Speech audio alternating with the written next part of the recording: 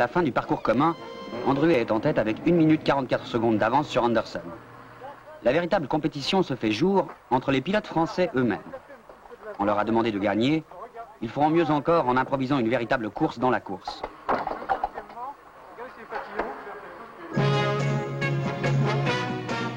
Le rallye de Monte-Carlo s'achève. Premier, Andruet Biche. Deuxième, Anderson Todd. Troisième, Nicolas Vial. 6 Alpine Renault dans les 10 premières places. 20 points au classement. Près de 4000 km de route, de pistes, dont 1200 km d'épreuves spéciales. On considère à juste titre que le vainqueur au Maroc est un champion du monde en puissance. Berniche le sait, et il remporte les 5 premières épreuves spéciales, dont 4 devant Terrier. 2 mois plus tôt, dans le rallye du Portugal, sur un parcours très ingrat, Alpine avait déjà confirmé son avance avec la victoire de Terrier. On savait que la berlinette avait du mordant. On allait découvrir ses qualités de résistance et la robustesse d'organes essentiels dont 90% sont dérivés des productions Renault de grande série.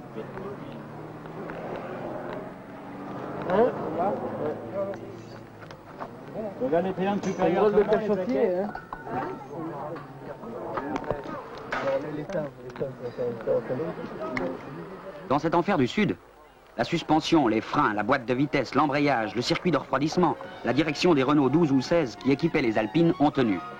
Et ce n'est pas le moindre aspect de cette éclatante victoire.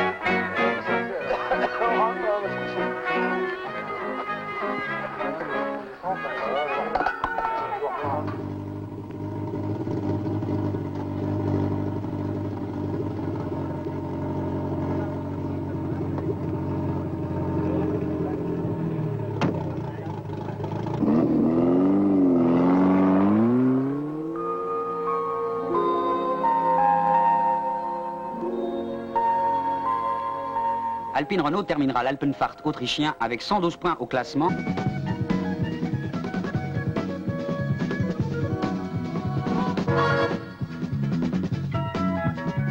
Le Tour de Corse allait prendre fin après 10 rallyes internationaux, 346 épreuves chronométrées et 29 621 km de course sur le triomphe des Alpines Renault. Nicolas Mahé se classait premier, Pio de Alexandris second, Terrier Calvart troisième.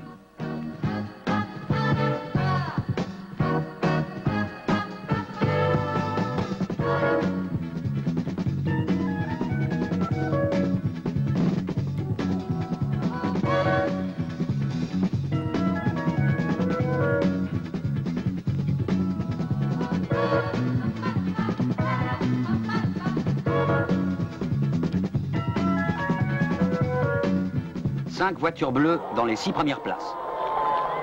Le championnat du monde des rallyes 1973 n'est déjà plus qu'un souvenir.